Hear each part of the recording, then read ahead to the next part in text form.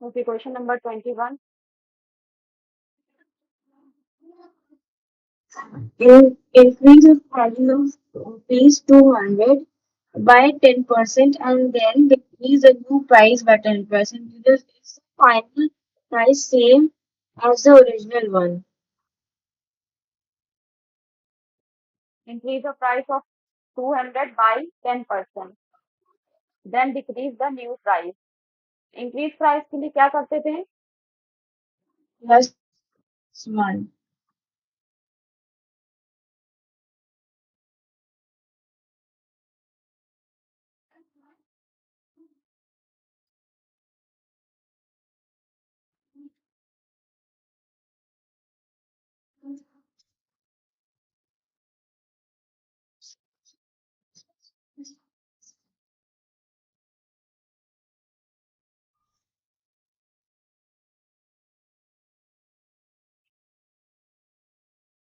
Increase the price of 200 by 10% and then decrease the new price 10%. तो rate क्या है given? Rate of increase क्या दिया है? 10%. 10%. और रेट ऑफ डिक्रीज, जितना डिक्रीज करेंगे न्यू प्राइस को, वो कितना दिया है? वो भी दिया है 10%. कह रहे हैं कि 200 करना है ये. Is the final price same as original? जब घटाने के बाद फिर वही ओरिजिनल प्राइस आ जाती है तो क्या करना है? तो प्राइस ऑफ आर्टिकल क्या है? Price of article 200 rupees. ठीक. इंक्रीज इन प्राइस है. इंक्रीज इन प्राइस क्या होगा? Increase by 10%. 10% जो इंक्रीज किया है वो क्या हो जाएगा? 1 + 10%. इंक्रीज बाय 10%, या बल्कि यहाँ पे देखो increase price. Increase, so increase price 1 + 10%. Plus करेंगे और किसका किया गया है? 10% इंक्रीज किसमें किया गया है? और 200 रुपीज. और 200 रुपीज. अब इसको हम सॉल्व कर लेते हैं. ये हो जाएगा 110/100 मल्टीप्लाई 200. 2 0 कैंसिल. क्या बचा? 220. इंक्रीज इन प्राइस कितना आ गया? रुपीज 220. ठीक. डीसी प्राइस को क्या कह रहे हैं? देन डिक्रीज, डिक्रीज किया गया. तो और कितना किया गया? 10% किया गया है. वी नो दैट, या लिखो एंड डिक्रीज प्राइस.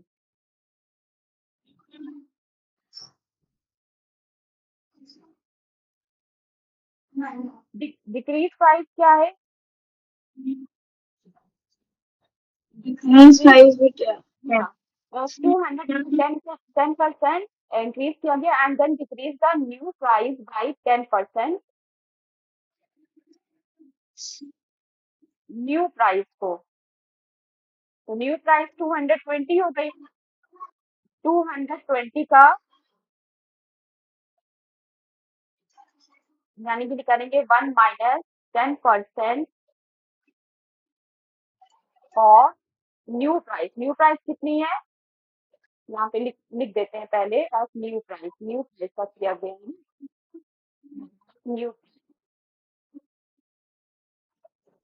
इंक्रीज करने के बाद जो प्राइस आ रही है तो ये हो जाएगा 10 - 10 अपॉन 100 - 10 अपॉन 100. ऑफ का मतलब मल्टीप्लाई. न्यू प्राइस है 220. सॉल्व हो क्या आएगा? 10 माइनस किया 90/100 मल्टीप्लाई 220. 1 0 कैंसिल हो गया. यहाँ से 0 कैंसिल हो गया. ये हो गया 9 × 22. तो हो गया 9 2 18 कैरी 1. 9 2 18 190. 198. ये new then new price. Question में क्या पूछ रहे हैं? यहाँ पे पूछ रहे हैं कि is the final price same as the original one? Only the answer. No. No. क्योंकि वो 200 थी, इंक्रीज किया तो 220 हो गया, और डिक्रीज किया 10% तो 198 हो गया। तो दोनों price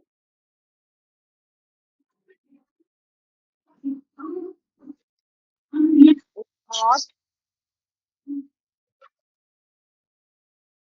same as the original.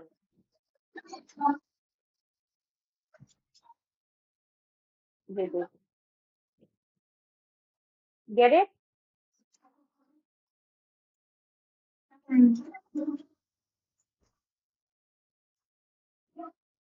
Ma'am एक सेकेंड। हम्म, जस्ट फिर से लगा सकती हूँ। इसी इसी को इसी क्वेश्चन को। हाँ, मतलब उसकी स्क्रीन वाला। अच्छा, एक आर्टिकल था जिसकी प्राइस 200 थी, में 10% इंक्रीज किया गया, फिर न्यू प्राइस में 10% डिक्रीज किया गया। तो हमने जो इंक्रीज प्राइस थी वो निकाल लिया पहले, 10% इंक्रीज करने से जैसे निकालते हैं, वो आ गई हमारी न्यू प्राइस। अब कह रहे हैं then decrease the new price by 10%। इस 220 को 10% से डिक्रीज करना है, तो हमने डिक्रीज प्राइस भी निकाल ली 1 माइनस करके।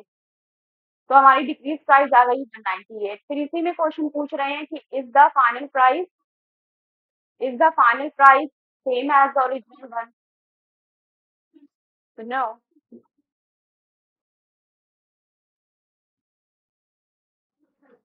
ठीक, to the next question.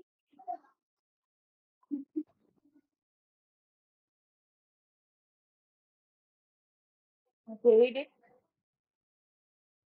Chandani purchased Chand, some parrots. 24 Chandani purchased some parrots, so 20% flew away and 5% died.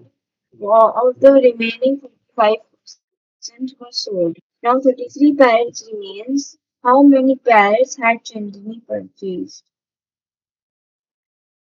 Chandni purchased some toys, some parrots. The flew parrots,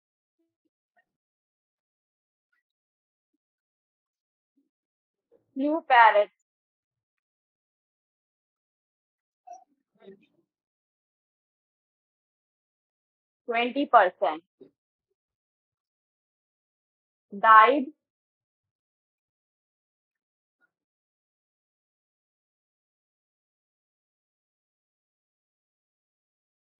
we, so, देखो दो मेरे को face मत दीजिए। Died parrots, died parrots कितने हैं? 5%. Of the remaining, of the remaining 45% were sold, तो कितने रिमेन हुए होंगे? 20 प्लस 25 कर दोगी ना? Hmm. चलो देखते हैं। चांदी पर 45 वर्ड सोल्ड, उसने जो बचे उसने बेच दिए। Now 33 parrots remain. अभी भी उसके पास 33 पैरेट्स बचे हुए हैं। How many parrots had Chandni purchase? तो कितना उसने परचेज किया था? तो अगर हम मान ले उसने परचेज किया था एक्स, कि लेट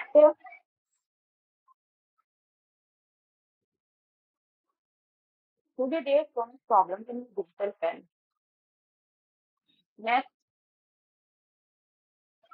चांदनी परचेज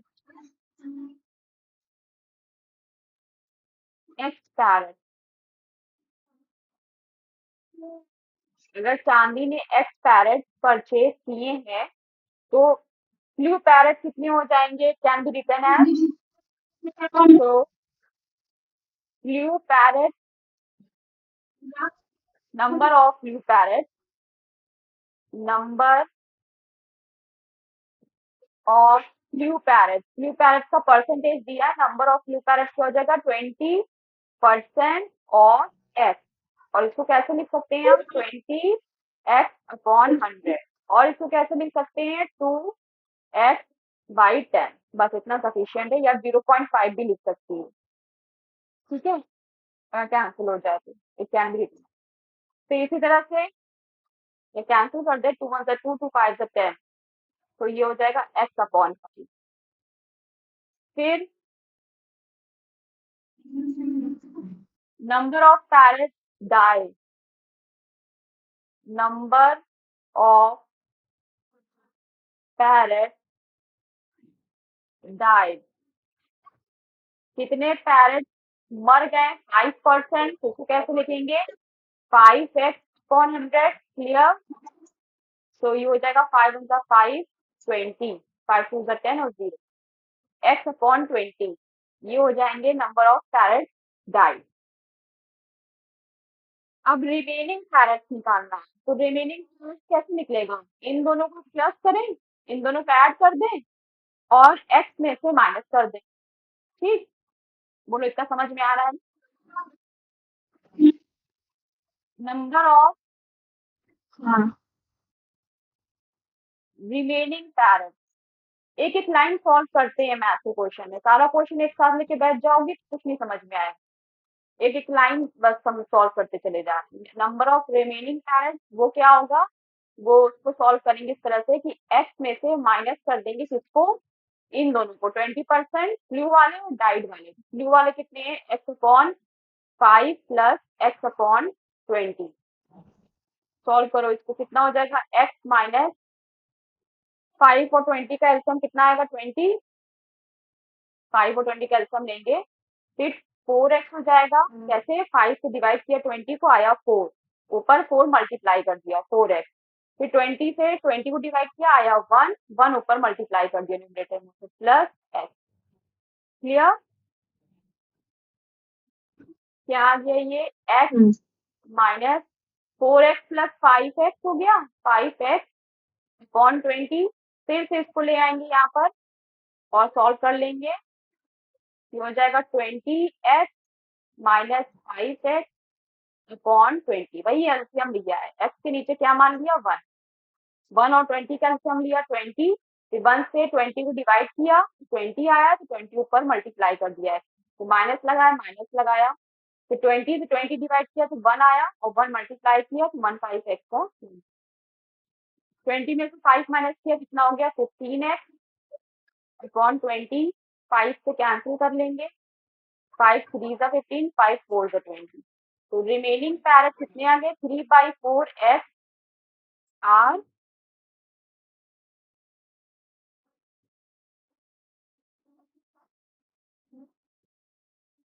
रिमेनिंग। फिर बाद फिर क्वेश्चन पढ़ेंगे, अब क्या कह रहे हैं, ऑफ द रिमेनिंग, अच्छा ऑफ द रिमेनिंग हमने निकाल दिया, रिमेनिंग कितने होंगे, 3/4x, 45% वर सोल्ड, मतलब जो बचे उसमें से 45% उसने सोल्ड कर दिया, तो 45% किसका सोल्ड कर दिया, रिमेनिंग पैरेट, क्या हो जाएगा फिर, number of sold parrot. Now number of sold parrot,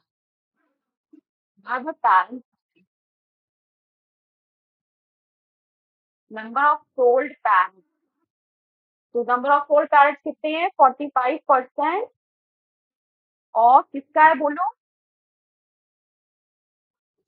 Of remaining parrots. 45% of remaining parent कितना है, 3/4x, ठीक।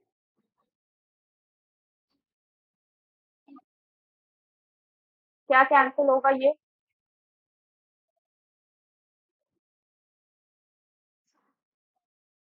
120 times आएगा, 45 9 times आएगा। 5 9 का 45, 5 2 का 10,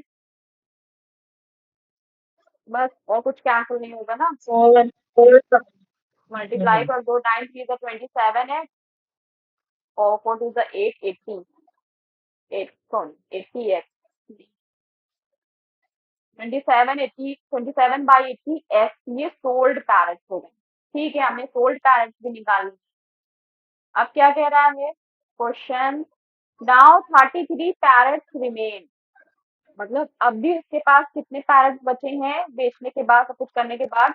33 पैरेट्स उसके पास बचे हैं।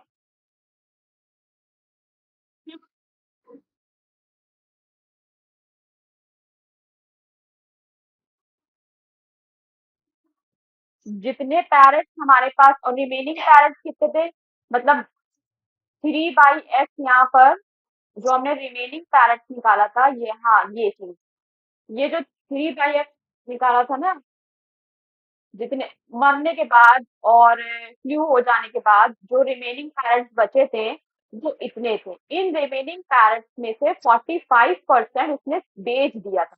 बेचने के बाद भी उसके पास कितने पैरेट्स बच रहे हैं, बोलो? क्वेश्चन में क्या लिखा है? 33, हाँ, 33।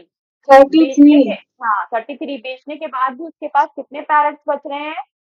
33 पैरेट्स बच रहे हैं। तो इसका मतलब हुआ जो रिमेनिंग पैरेट्स थे उसमें से जितना बेच दिया, यानी 45% जो बेच दिया, वो अगर माइनस कर दें तो वो किसके बराबर होना चाहिए? 33 पैरेट्स के बराबर हो जाना चाहिए। ठीक, अकॉर्डिंग टू क्वेश्चन,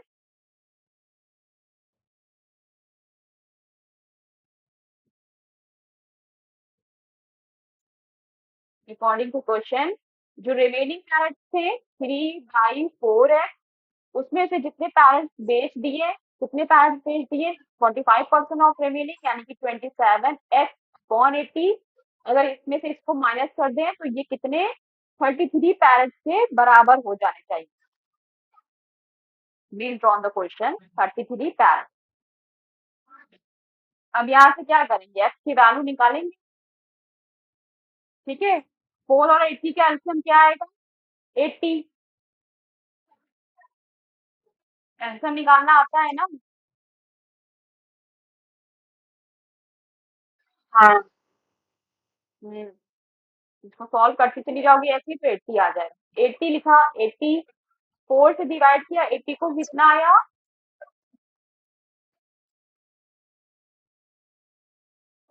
4 को 20, डिवाइड, 20, 20 से ऊपर मल्टीप्लाई कर दिया 3x में, कितना हो गया? 2 3 जा 6, 60x। माइनस लगाए, माइनस निकाल लगाएंगे, 80 से 80 डिवाइड करेंगे, 1 आएगा, 1 मल्टीप्लाई करेंगे 27, इसके बराबर होगा 33 के बराबर। 60x में से 27x माइनस करना है, तो 60 में से 20 माइनस किया, कितना हो गया? 40। 40 में से 7 माइनस कर देंगे तो कितना हो जाएगा? 30। लो, 33 है। 43x, अब क्या है? इधर 33 है, एक्स को यही रखते हैं, 33/80 इधर भेजेंगे इक्वल के। 33 क्या हो जाएगा? 33 80/33 हो जाएगा, रेसिप्रोकल हो जाएगा। 33 से 33 cancel, X is equal to 80 आ गई। यही पूछ ही रहा था, क्वेश्चन में यही पूछा गया था ना कि how many parrots had Chandni purchase. तो हमने माना था लेट एक्स पैरेट्स चांदनी परचेज। एक्स की वैल्यू आ गई, तो आंसर क्या हो जाएगा? चांदनी हैड परचेज, चांदनी परचेज कितना पैरेट? 80। ठीक है, रिकॉल करने की जरूरत नहीं है वैसे वैसे, हाँ, जैसे जैसे लाइन पे है वैसे वैसे करते चले।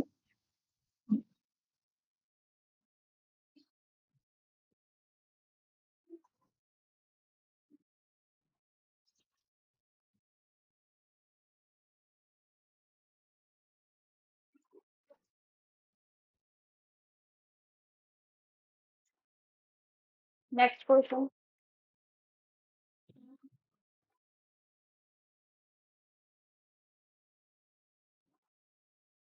a candidate who gets 36% marks in an examination fails by 24 marks, but another candidate who gets 43% marks get 80 marks, then the minimum pass marks, find the maximum marks and the percentage to pass mark.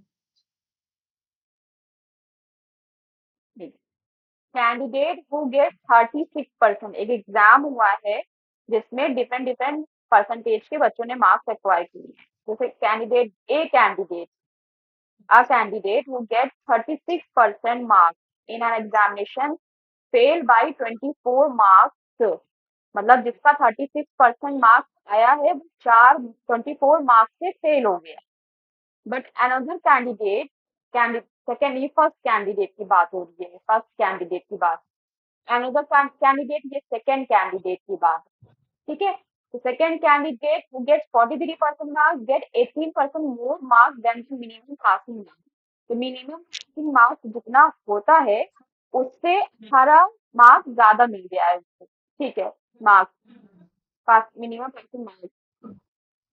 क्या क्या कुछ problem है क्या question में? Get 18 more than minimum passing marks. यहाँ पे क्या लिखा?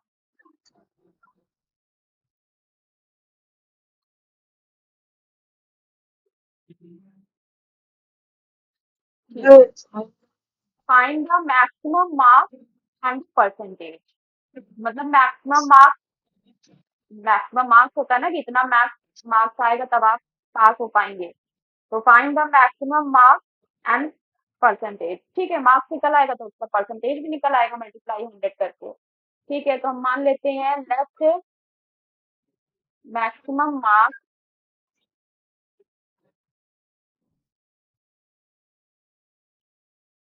B Y. मैक्सिमम मार्क्स जो है वो क्या है? वो वाई है। ठीक है, फर्स्ट कैंडिडेट ने कितना, based on question first candidate ने कितना मार्क्स सिक्योर किया है? First candidate first candidate secured marks, first candidate secured marks ना किया है, 36% किया है ना। 36% किसका होगा? मैक्सिमम का होगा, यानी कि 36% और एक्स। इसको किस तरह से लिख सकते हैं? 36x/100। क्लियर? और इसी तरह से सेकेंड कैंडिडेट का भी निकाल लेंगे। सेकेंड कैंडिडेट secured marks या marks secured by second candidate 43% है, तो ये हो जाएगा 43x/100। ठीक,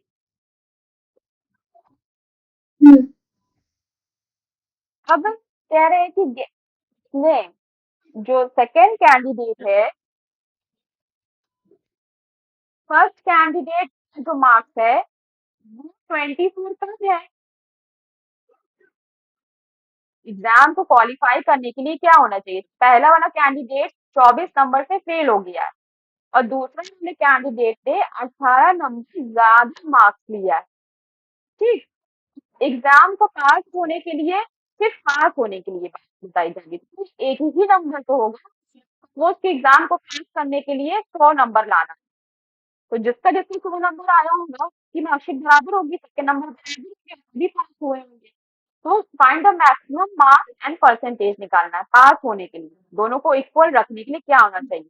तो जो फर्स्ट कैंडिडेट है उसमें हम क्या करें? उसको 24 नंबर दे दें, फर्स्ट कैंडिडेट में 24 नंबर ऐड कर दें। और जो कैंडिडेट 18 नंबर ज्यादा पास तो है, 43% पास तो है, लेकिन 18 नंबर ज्यादा ला रहा है पासिंग मार्क्स से, तो क्या करें? उसके मार्क्स में से 18 marks divide. According to question, इतना समझ में आया क्यों ऐसा करते हैं? तो अकॉर्डिंग टू क्वेश्चन,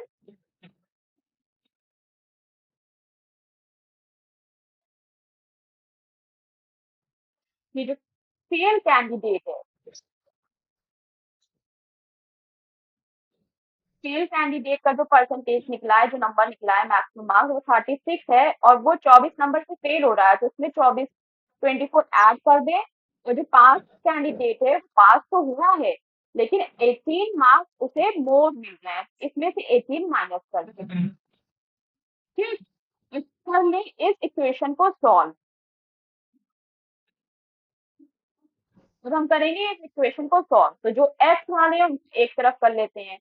एक्स वालों को एक तरफ करने के लिए क्या हो जाएगा, यहाँ लिख लेते हैं 36 एक्स अपॉन 100 माइनस में हो जाएगा 43 एक्स अपॉन 100 माइनस 18 उधर ही रखो, इधर हो जाएगा ये -18 -24 प्लस में ना इधर जाएगा तो -24 हो जाएगा।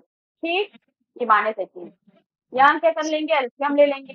100 एलसीएम आएगा, क्या आ जाएगा ऊपर, जब एलसीएम नीचे डिनोमिनेटर सेम होता है तो बटरफ्लाई मेथड सब चेंज हो जाएगा। यहाँ पे माइनस माइनस क्या हो जाएगा, प्लस 24 में 10 प्लस करेंगे आएगा 34, तो 34 में 8 प्लस कर देंगे कितना आ जाएगा 42। क्लियर, हाँ, माइनस, और यहाँ पे क्या करना है, यहाँ पे हाँ, माइनस करना है। किसको माइनस करना है, बड़े में छोटे को माइनस करो। 43 में 36 को माइनस करो, कितना आ जाएगा 7। 13, हाँ, 36 में से 43 में से so 36 माइनस करो। 36 में से 4 इधर माइनस किया और 3 उधर 7, और साइन किसका लगेगा, 7, बड़े का 43 माइनस अपॉन 100 -42, दोनों साइड माइनस है, इक्वल के दोनों साइड माइनस है तो ये कैंसिल हो जाएंगे। क्या बनेगा, x is equal to 42 multiply क्या हो जाएगा 100 अपॉन 7, 7 × 7 7 6 जा 42 और ये कितना आ गया 600। x बराबर कितना आ गया 600. x हमने क्या माना था, x हमने माना था passing marks, maximum passing marks. तो मैक्सिमम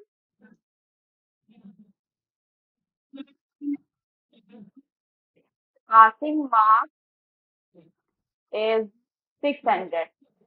मैक्सिमम पासिंग मार्क्स 600 है और इसका परसेंटेज भी निकालना है ना, किसका परसेंटेज निकालना है, मतलब फर्स्ट कैंडिडेट का कितना, 600. फर्स्ट और सेकंड कैंडिडेट का कितना हुआ।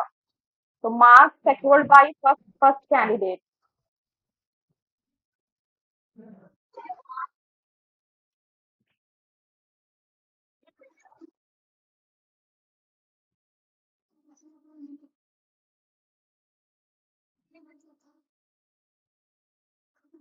फर्स्ट कैंडिडेट का कितना मार्क्स आया था 36% आया था। तो 36% कितना किसका होगा, 36% ऑफ 600 को सॉल्व कर लोगे कितना आ जाएगा, 6 कैरी लगे बाद 6 18 6 36 3 21 216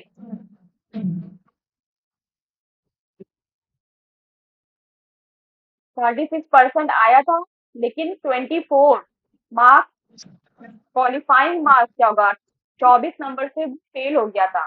तो qualifying qualifying marks, qualifying marks कितना हो जाएगा 216 में 24 प्लस कर दो, 6 4 20 10 0 कैरी 1 2 1 3 1 4 और 2 2 2 इधर आएगा 240। क्वालिफाइंग मार्क्स इसका ही हो गया। इसी तरह से फर्स्ट कैंडिडेट का कितना परसेंट आया था, 40. और सेकेंड कैंडिडेट,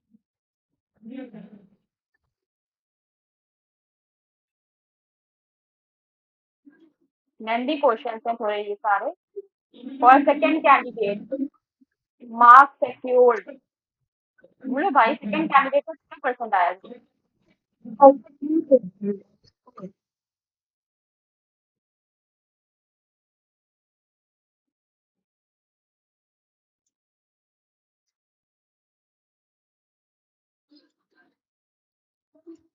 अच्छा अभी इसको परसेंटेज भी निकालना है ना, पहले इसका परसेंटेज निकाल ले। नहीं, नहीं, नहीं. परसेंटेज ऑफ पास मार्क्स निकालना है।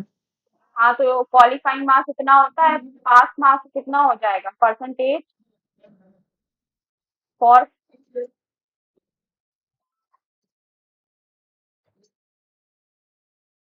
Qualifying marks. क्वालिफाइंग मार्क्स का परसेंटेज निकालना है, तो कितने, 240, कितने में से आया, 240, 600 में से आया है। अपना एग्जाम का परसेंटेज आएगा तो ऐसे निकाल लेना, टोटल कौन में रखते हैं, कितना आया है, सॉल्व कर लो, कितना आ जाएगा, और two four four the 40 four percent आया उसका। फर्स्ट कैंडिडेट का जो क्वालिफाइंग में से 40% आया है। The maximum marks 600, maximum marks कितना है, 600 है, परसेंटेज ऑफ मार्क्स कितना है, 40%।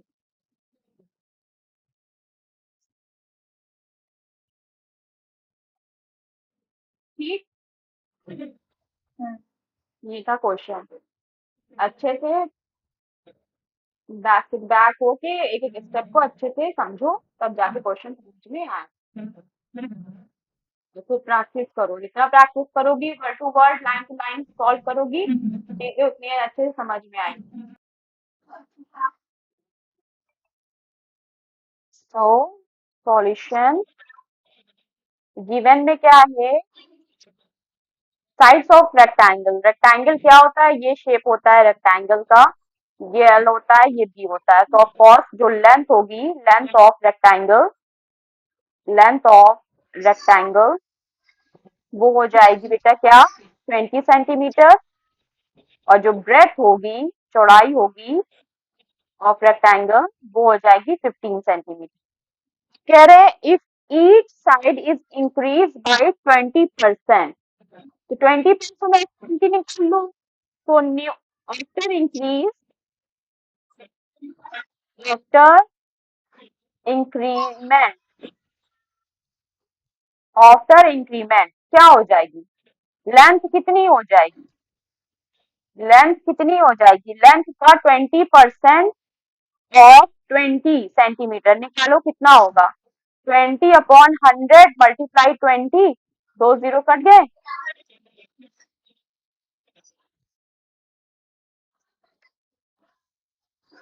20, दो जीरो कट गए, क्या बचा, 4 सेंटीमीटर। तो 20, ये 4 सेंटीमीटर आए ना, न्यू लेंथ क्या होगी, न्यू लेंथ 20 सेंटीमीटर पहले से थी, 4 सेंटीमीटर इंक्रीमेंट है, तो न्यू लेंथ क्या हो गई, 24 सेंटीमीटर। समझ में आया क्वेश्चन। और हाँ ब्रेथ, इसी तरह से न्यू ब्रेथ क्या हो जाएगी, 20%, वो भी इंक्रीज करी जा रही है, 20%, 15 निकाल लो पहले, कितना, 20/100 मल्टीप्लाई 15। तो एक क्या है, 5 2 10, 0 20 हो गया, 5 3 15, 20 कैंसिल हो गया, आ गया ये 3 सेंटीमीटर। तो न्यू ब्रेथ क्या हो जाएगी, न्यू ब्रेथ हो जाएगी 15 सेंटीमीटर में प्लस कर दो 3 centimetre, this becomes what, 18 centimetre. And the percentage increase in area, area में कितना परसेंटेज आ, परसेंटेज इंक्रीज इन एरिया। तो भाई जो न्यू साइड्स आएंगे ना हमारे पास, new length and new breadth आएंगे ना, उनसे अब हम निकाल लेंगे area. So area of rectangle किनको यूज करते हुए, न्यू साइड्स को यूज करते हुए। क्या होता है area of rectangle, length into breadth, कितना हो जाएगा, 24 मल्टीप्लाई 18 सेंटीमीटर स्क्वायर। चलो मल्टीप्लाई कर लो,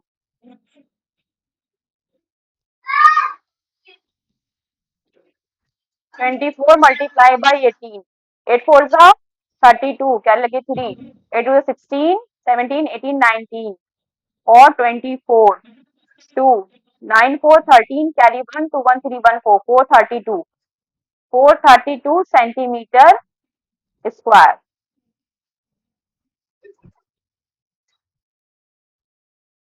find the percentage increase in the area, कितने परसेंट इंक्रीज हुआ एरिया में?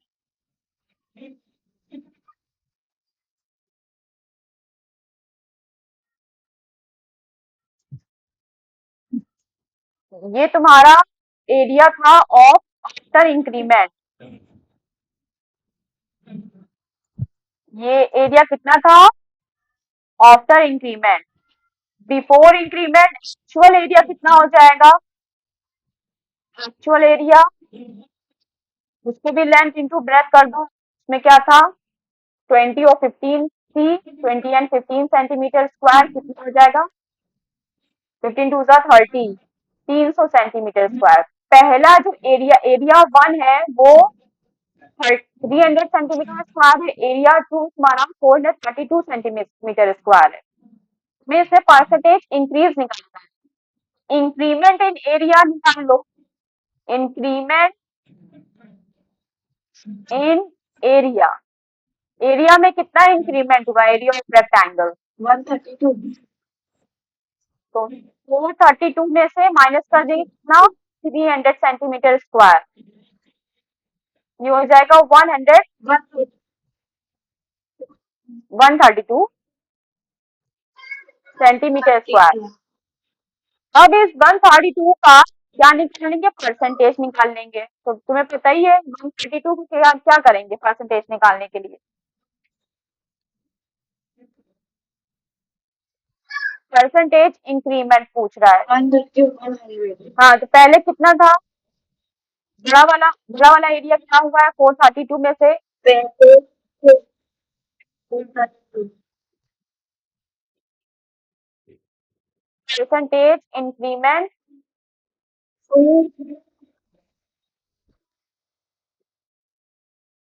जो फाइनल आया है 300 था, 432 हो गया, मल्टीप्लाई बाई 100 परसेंटेज। बस इसको सॉल्व कर लोगी आंसर आ जाएगा।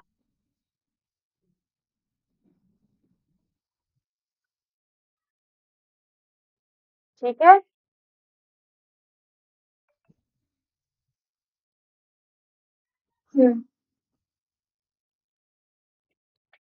जैसे 25th क्वेश्चन है, इस तरह के क्वेश्चन सॉल्व कर चुकी हो, मैं तुम्हें जस्ट हिंट दे रही हूँ, तुम इसको ट्राई करना।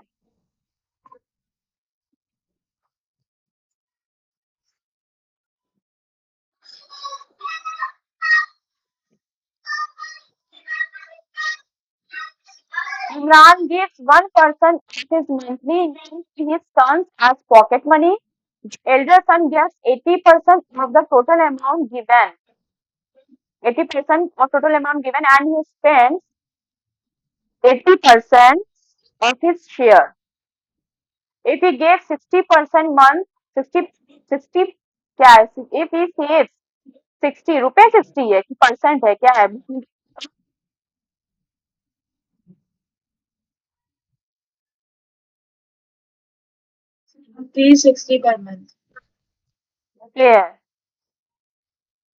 Imran give 1% of his monthly income to his two sons as pocket money. 1% देते हैं ना, तो 100 में से 1% माइनस करेंगे कितनी जगह, यानी कि 90%। इमरान मंथली इनकम यानी कि x अगर मान लेंगे, इसकी मंथली इनकम को अगर x रुपया मान लिया, तो उसमें से कितना 1% माइनस कर दोगे तो बचा कितना 99%। तो दिस 99% को क्या करना है? The elder son gets 80% of the total amount, यानी कि x का 80%, यानी कि 80x अपॉन 100 किसको मिलता है? एल्डर सन को मिलता है। एल्डर सन को कितना मिलता है? एल्डर सन को कितना मिलता है? 80% मिलता है ऑफ एक्स, तो यानी कि 80x अपॉन 100 हो जाएगा। बोलो, और of the total amount given and he spends 80% of his share.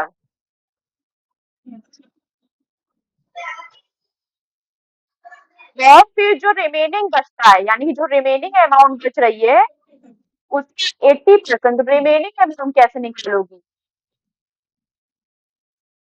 The elder person gets 80% of Imran gives 1% of his monthly income to his two sons। हाँ, तो रिमेनिंग कैसे निकालोगी? टोटल तुमने माना है एक्स, एक्स में से इसको माइनस कर दोगी, सब्ट्रैक्ट कर दोगी, तो रिमेनिंग आ जाएगा। सब्ट्रैक्ट करने के बाद जो उसका 80% है, यानी कि रिमेनिंग वाले का 80% वो क्या कर देता है, ऑफिस शेयर, शेयर में लगा देता है, शेयर में डिपॉजिट कर देता है।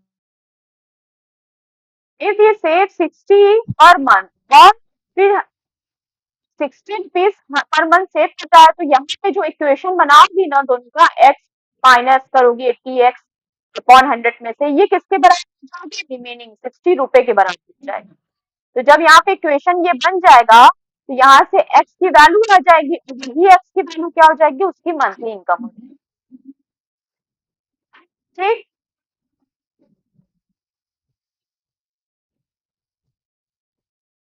हाँ